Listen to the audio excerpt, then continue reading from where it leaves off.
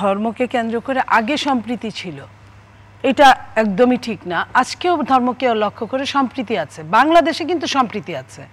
আজকে যে আপনার আলিফের লাশের যে জানাজা হয়েছে, ওইখানে যত মানুষ ছিল, সম্প্রীতি যদি না থাকতো, একটা আপনার সংখ্যালঘিষ্ঠ দল সংখ্যাগরিষ্ঠকে মেরে ফেলেছে এবং খুব নৃশংসভাবে মেরেছে।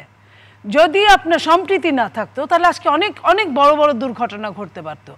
সেইখানে সেটা না ঘটে বরং আমরা কিন্তু আমাদের সন্তান, আমরা সমালোচনাও করি, আলোচনাও করি। যারা দেখতে গেল তাদের কিন্তু গাড়ি এফেক্ট করলো, হতে পারে যে প্রাকৃতিক কারণেই হয়েছে, ট্রাক দ্বারা এফেক্ট হয়েছে। আর এই সময়টা কিন্তু ক্রুশিয়াল সময়, আমি এটা বিশ্বাস করতে নাও তো পারি। তো সেই জায়গায় আমি বলছি যে ধর্মকে বাংলাদেশের মানুষ ওইভাবেই দেখেছে। আপনার মনে আছে বিশ্বজিৎকে যখন আওয়ামী লীগরা হত্যা করেছিল, বিশ্বজিৎ কিন্তু চিৎকার করে বলেছিল আমি বিশ্বজিৎ। এই কথাটা আমি এবং আমরা সারা বাংলাদেশবাসী, আমরা বলতে এটা বলছি, যে যেভাবে পেরেছে আমরা কিন্তু বিশ্বজিতের পক্ষ নিয়েছি। আমরা কিন্তু কেউ ওই মুসলিমদের পক্ষ নিইনি যারা অন্যায়ভাবে বিশ্বজিৎকে হত্যা করেছে। তার মানে কি এখানে ধর্মীয় সম্প্রীতি সবসময় ছিল, আছে এবং ইনশাআল্লাহ ভবিষ্যতেও থাকবে। এইখানে যারা পেছন থেকে চেষ্টা করছে, যারা চেষ্টা করছে, আপনাকে বুঝতে হবে এখানে লাভ কাদের। লাভ কাদের 1 নম্বর কোশ্চেন। 2 নম্বর হচ্ছে সরকারকে, সরকার কি আদৌ পেরে উঠছে না, কেন পেরে উঠছে না?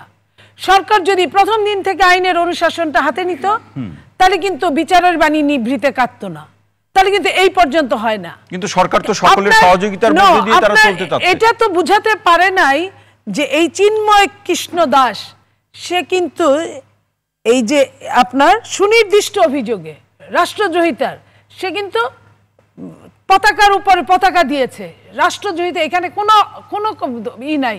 এরকম শত শত মুসলিম আপনার বিদ্রোহীরা রাষ্ট্রদ্রোহিতার মামলা খেয়েছে, সরকারের বিরোধিতা করার জন্য রাষ্ট্রদ্রোহিতার মামলা খেয়েছে।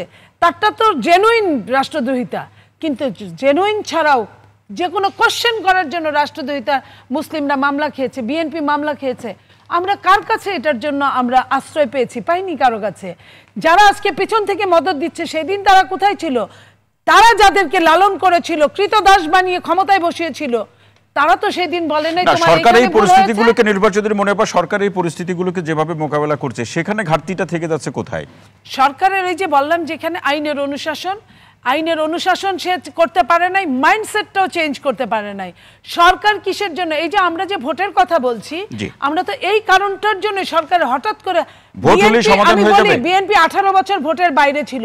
বিএনপির যুবক নেতারা সেই দিন যেদিন ছিল 18 বছর আগে, এখন তারা বৃদ্ধের খাতায় নাম লিখিয়েছে। সেইখানে বিএনপি এতদিন যদি না চাইতে পারে ভোট, কিংবা চেয়েও যখন লক্ষ্যে পৌঁছতে না পারে, আজকে হঠাৎ করে অন্তর্বর্তীকালীন সরকার আসলো আর বিএনপি ভোট চাওয়ার জন্য চাইলো, এটা কিন্তু ঠিক না।